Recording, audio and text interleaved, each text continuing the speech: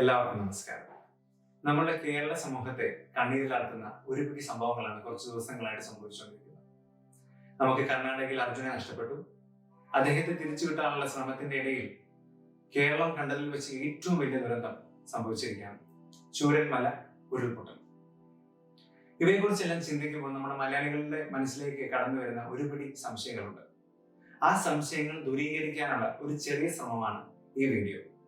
ഈ വീഡിയോയിൽ നമ്മൾ സംസാരിക്കാൻ പോകുന്ന ഒരുപിടി ടോപ്പിക്സ് ഉണ്ട്. അവ എന്താണെന്നുള്ളത് ആദ്യമേ തന്നെ ഞാൻ പറയാം. ഒന്ന്, ഒരു ഡിസാസ്റ്റർ അല്ലെങ്കിൽ ദുരന്തം, അവയും ഒരു ഹസാർഡും തമ്മിലുള്ള വ്യത്യാസം എന്താണ്, അതാണ് ആദ്യം നമ്മൾ സംസാരിക്കാൻ പോകുന്നത്. രണ്ട്, ഒരു സംഭവത്തെ ഒരു ദുരന്തമായി അല്ലെങ്കിൽ ഒരു ഡിസാസ്റ്ററായി നമ്മൾ അംഗീകരിക്കുന്നത് എപ്പോഴാണ്. മൂന്നാമതായി നമ്മൾ സംസാരിക്കാൻ പോകുന്നത് ഈ ദുരന്തങ്ങളുടെ തരംതിരിവാണ്, അല്ലെങ്കിൽ ഏതൊക്കെ തരത്തിലുള്ള പ്രധാനപ്പെട്ട ദുരന്തങ്ങൾ ഏതൊക്കെയാണ് എന്നുള്ളതാണ്.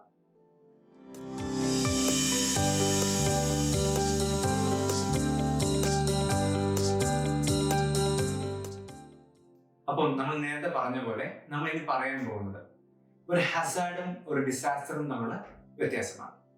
ഒരു ഹസാർഡ് എന്ന് പറയുന്നത് ഒരു അപകട സാധ്യതയാണ്, അല്ലെങ്കിൽ നടക്കാൻ സാധ്യതകൾ അധികമുള്ള ഒരു സാഹചര്യത്തിലാണ് നമ്മൾ അതിനെ ഹസാർഡ് എന്ന് പറയുന്നത്. എന്നാൽ ഒരു ഡിസാസ്റ്റർ അല്ലെങ്കിൽ ദുരന്തം എന്ന് പറയുന്നത് നടന്ന ഒരു സംഗതിയാണ്. ഇനി നോക്കാൻ പോകുന്നത് ഏതൊരു സാഹചര്യത്തിലാണ് ഒരു സംഭവത്തെ നമ്മൾ ഡിസാസ്റ്റർ എന്നോ ദുരന്തമെന്നോ അംഗീകരിക്കുക എന്നുള്ളതാണ്. അതിന് ചില മാനദണ്ഡങ്ങളുണ്ട്, അല്ലെങ്കിൽ ചില പ്രത്യേക സാഹചര്യങ്ങളിലാണ് നമ്മളൊരു സംഭവത്തെ ഒരു ഡിസാസ്റ്ററായി അംഗീകരിക്കുന്നത്. അത് ഏതൊക്കെയാണെന്ന് നോക്കാം. ഒരു സംഭവത്തിൽ 10-ലധികം പേർക്ക് ജീവൻ നഷ്ടപ്പെടുകയോ 100-ലധികം പേർ അതിനാൽ ബാധിക്കപ്പെടുകയോ ചെയ്താൽ അതിനൊരു ഡിസാസ്റ്ററായി അല്ലെങ്കിൽ ഒരു ദുരന്തമായി നമുക്ക് അംഗീകരിക്കാൻ സാധിക്കും. ഒരു സംഭവത്തെ സെൻട്രൽ ഗവൺമെന്റ് ഒരു ദുരന്തമായി പ്രഖ്യാപിക്കുകയാണെങ്കിൽ നമുക്കതിന് ദുരന്തമായി അംഗീകരിക്കാൻ സാധിക്കും. വേറൊരു സംഭവം എന്താണെന്ന് വെച്ചാൽ, ഒരു രാജ്യം മറ്റുള്ള രാജ്യങ്ങളോടോ സംഘടനകളോടോ സഹായം അഭ്യർത്ഥിക്കുകയാണെങ്കിൽ, ഒരു സംഭവം നടന്നു, അതിൽ നിന്ന് കരകയറാനായിട്ട് സഹായം അഭ്യർത്ഥിക്കുന്ന ആ ഒരു അവസരത്തിലും നമുക്കൊരു സംഭവത്തെ ദുരന്തമായി അംഗീകരിക്കാം. ഇനി നമ്മൾ നോക്കാൻ പോകുന്നത് ദുരന്തങ്ങൾ ഏതൊക്കെ തരമുണ്ട് എന്നുള്ളതാണ്. ഒന്ന്, ജലജന്യ ദുരന്തങ്ങൾ. കേൾക്കുമ്പോൾ തന്നെ മനസ്സിലാവും, വെള്ളവുമായി ബന്ധപ്പെട്ടത് തന്നെ. ഒന്ന്, ഭൗമജന്യ ദുരന്തങ്ങൾ, ഭൂമിയുമായി ബന്ധപ്പെട്ടത്. മൂന്നാമത്, അന്തരീക്ഷജന്യ ദുരന്തങ്ങൾ, നമ്മുടെ അന്തരീക്ഷവുമായി ബന്ധപ്പെട്ട് നടക്കുന്ന കാര്യങ്ങളാണ് തന്നെ.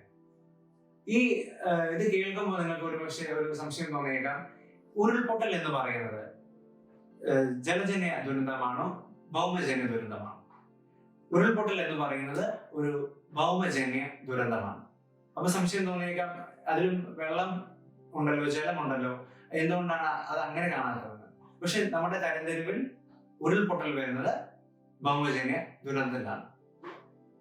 ഇനി നമ്മൾ നോക്കാൻ പോകുന്നത് ഏതൊക്കെ രീതിയിലാണ് ദുരന്തങ്ങളെ നമ്മൾ വേർതിരിച്ചിരിക്കുന്നത്, അല്ലെങ്കിൽ ദുരന്തങ്ങളുടെ ക്ലാസിഫിക്കേഷൻ എങ്ങനെയാണ് എന്നുള്ളതാണ്.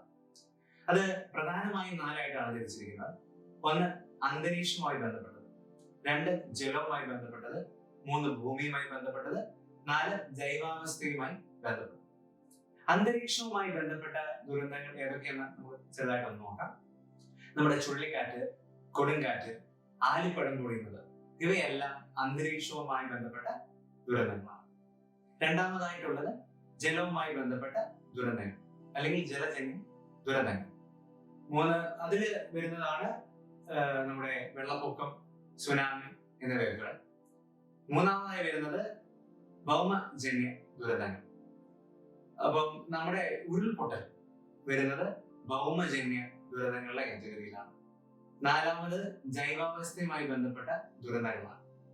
ജൈവാവസ്ഥയുമായി ബന്ധപ്പെട്ട ദുരന്തങ്ങളെ കുറിച്ച് സംസാരിക്കുമ്പോൾ നമുക്ക് കോമൺ ആയിട്ട് മനസ്സിലാവുന്നത് ഈ പക്ഷിപ്പനി, നമുക്ക് വന്ന കൊറോണ, ഇവയെല്ലാം ജൈവാവസ്ഥയുമായി ബന്ധപ്പെട്ട ദുരന്തങ്ങളുടെ എക്സാമ്പിൾസ്.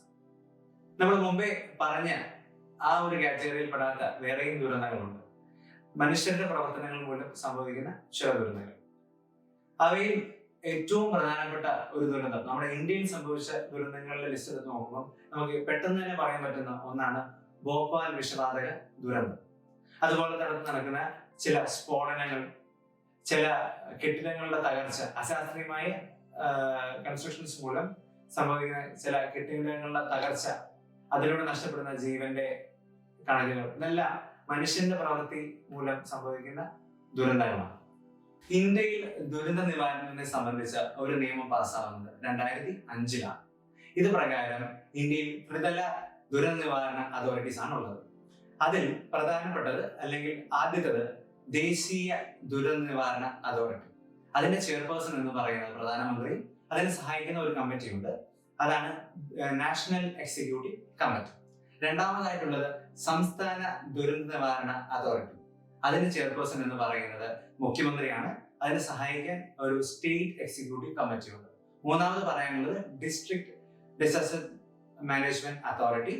അതിന്റെ ചെയർപേഴ്സൺ എന്ന് പറയുന്നത് ജില്ലാ കളക്ടറാണ്. കേരള സംസ്ഥാനത്ത് താലൂക്ക് തലത്തിലും തദ്ദേശീയ തലത്തിലും ദുരന്ത നിവാരണ കമ്മിറ്റികളുണ്ട്. സംസ്ഥാനത്തെ ദുരന്ത നിവാരണ പ്രവർത്തനങ്ങളെ ഒറ്റ കുടക്കീഴിൽ കൊണ്ടുവരാൻ വേണ്ടി സംസ്ഥാന സർക്കാർ ആവിഷ്കരിച്ച പദ്ധതിയാണ് കവചം. 2005 പാസ്സായ ദേശീയ ദുരന്ത നിവാരണ നിയമപ്രകാരം എല്ലാ സംസ്ഥാനത്തും ഒരു ദുരന്ത നിവാരണ അതോറിറ്റി ആവശ്യമാണ്. എന്നാൽ ഇത് ആദ്യമായി സാധ്യമാക്കുന്നത് 2007 കേരള സംസ്ഥാനമാണ്. നമ്മൾ മുന്നേ പറഞ്ഞതുപോലെ തന്നെ അതിന്റെ ചെയർപേഴ്സൺ എന്ന് പറയുന്നത് മുഖ്യമന്ത്രിയും വൈസ് ചെയർപേഴ്സൺ എന്ന് പറയുന്നത് റവന്യൂ മന്ത്രിയുമാണ്. അതിന്റെ കാര്യങ്ങൾ നിർവഹിക്കുന്നത് റവന്യൂ വകുപ്പും അതിന്റെ ചീഫ് എക്സിക്യൂട്ടീവ് ഓഫീസർ ചീഫ് സെക്രട്ടറിയുമാണ്. സംസ്ഥാന ദുരന്ത നിവാരണ അതോറിറ്റിക്ക് ചില ലക്ഷ്യങ്ങളുണ്ട്. അവയിൽ പ്രധാനപ്പെട്ടവ ഇവയാണ്. 1. സംസ്ഥാനത്തിനായി ഒരു ദുരന്ത നിവാരണ നയം രൂപീകരിക്കുക. 2. സംസ്ഥാനത്തുള്ള ദുരന്ത സാധ്യതയുള്ള പ്രദേശങ്ങളെ നിർണ്ണയിക്കുക. 3. സംസ്ഥാനത്തെ വിവിധങ്ങളായിട്ടുള്ള വകുപ്പുകളെ ഏകോപിപ്പിച്ച് ഒരു ദുരന്ത നിവാരണ പദ്ധതി ആസൂത്രണം ചെയ്യുക. സംസ്ഥാന ദുരന്ത നിവാരണ അതോറിറ്റിയെ സഹായിക്കുന്ന കമ്മിറ്റിയാണ് സ്റ്റേറ്റ് എക്സിക്യൂട്ടീവ് കമ്മിറ്റി. അതിന്റെ ചെയർപേഴ്സൺ എന്ന് പറയുന്നത് ചീഫ് സെക്രട്ടറിയാണ്. അവരുടെ പ്രവർത്തനങ്ങൾ എന്താണെന്ന് നോക്കാം. 1. സംസ്ഥാന ദുരന്ത നിവാരണ അതോറിറ്റിയുടെ പ്രവർത്തനങ്ങൾ നടപ്പാക്കുക. 2. സംസ്ഥാന ദുരന്ത നിവാരണ അതോറിറ്റിയെ സഹായിക്കുക. 3. സംസ്ഥാന ദുരന്ത നിവാരണ അതോറിറ്റിയുടെ പ്രവർത്തനങ്ങൾ ഏകോപിപ്പിക്കുക. ദുരന്ത നിവാരണവുമായി സംബന്ധപ്പെട്ട സാമ്പത്തിക കാര്യങ്ങളിൽ സംസ്ഥാന ഗവൺമെന്റിനെ ഉപദേശിക്കുന്നതും ഇതേ കമ്മിറ്റിയാണ്. സംസ്ഥാന ദുരന്ത നിവാരണ അതോറിറ്റിയുടെ ഭാഗമായി വർക്ക് ചെയ്യുന്ന ഒരു ബോഡിയാണ് സ്റ്റേറ്റ് എമർജൻസി ഓപ്പറേഷൻ സെന്റർ. സംസ്ഥാനത്ത് ദുരന്തങ്ങൾ നടക്കുമ്പോൾ കേന്ദ്ര സഹായം തേടാനും സംസ്ഥാനത്തെ രക്ഷാപ്രവർത്തനങ്ങൾ ഏകോപിപ്പിക്കാനും ഈ സംഘടന സഹായിക്കുന്നു. ചീഫ് സെക്രട്ടറിയുടെയും റവന്യൂ ദുരന്ത നിവാരണ വകുപ്പ് പ്രിൻസിപ്പൽ സെക്രട്ടറിയുടെയും കീഴിലാണ് ഈ ബോഡി വർക്ക് ചെയ്യുന്നത്. ദുരന്തം സംസ്ഥാനത്തെ ബാധിക്കാത്ത സമയത്ത് സംസ്ഥാനത്ത് ദുരന്ത ലഘൂകരണ പ്രവർത്തനങ്ങൾ നടക്കുന്നത് ഇവരുടെ മേൽനോട്ടത്തിലാണ്. ദുരന്തവുമായി ബന്ധപ്പെട്ട വിവരങ്ങൾ ഏതൊരു സർക്കാർ സ്ഥാപനത്തിൽ നിന്നും പണം നൽകാതെ ആവശ്യപ്പെടാനും ശേഖരിക്കാനും ഉപയോഗിക്കാനുമുള്ള അധികാരം ഈ സംഘടനയ്ക്കുണ്ട്. മാത്രവുമല്ല, ദുരന്തങ്ങളുമായി ബന്ധപ്പെട്ട സാങ്കേതിക കാര്യങ്ങൾ നിയന്ത്രിക്കുന്നത് ഈ ബോഡിയാണ്. ഇനി നമ്മൾ മുൻപ് പറഞ്ഞ ജില്ലാ ദുരന്ത നിവാരണ അതോറിറ്റി, അതിന്റെ ചെയർപേഴ്സൺ എന്ന് പറയുന്നത് ജില്ലാ കളക്ടറാണ്. വൈസ് ചെയർപേഴ്സൺ എന്ന് പറയുന്നത് ജില്ലാ പഞ്ചായത്ത് പ്രസിഡന്റാണ്. ഒരു ജില്ലയിൽ നടക്കുന്ന ദുരന്ത നിവാരണ പ്രവർത്തനങ്ങളെ നിയന്ത്രിക്കുന്നത് അവിടുത്തെ ജില്ലാ കളക്ടറേറ്റിലെ പ്രകൃതി ദുരന്ത വിഭാഗമാണ്. അതാത് പ്രദേശങ്ങളിലെ ദുരന്ത നിവാരണ ലഘൂകരണ പ്രവർത്തനങ്ങൾ ഏകോപിപ്പിക്കുന്നതും നടപ്പിലാക്കുന്നതും ദുരന്തങ്ങളെ കുറിച്ച് ജനങ്ങൾക്ക് മുൻകൂട്ടി അറിവ് നൽകുന്നതുമാണ് ഈ ഒരു ബോഡിയുടെ ചുമതല. അപ്പോൾ ഇതുവരെയുള്ള നമ്മുടെ വീഡിയോയിൽ നമ്മൾ കണ്ടത് ഒരു ദുരന്തം സംഭവിക്കുമ്പോൾ സർക്കാർ സംവിധാനങ്ങൾ എങ്ങനെ പ്രവർത്തിക്കുമെന്നും അതിൽ ഇൻവോൾവ് ആയിട്ടുള്ള ബോഡീസ് ഏതൊക്കെയാണെന്നും. ഇനി വരും വീഡിയോയിൽ ഇതിലും ഡീറ്റെയിൽഡ് ആയിട്ട് നമുക്ക് കാര്യങ്ങൾ ചർച്ച ചെയ്യാമെന്ന് പ്രതീക്ഷിക്കുന്നു. എല്ലാവർക്കും നമസ്കാരം.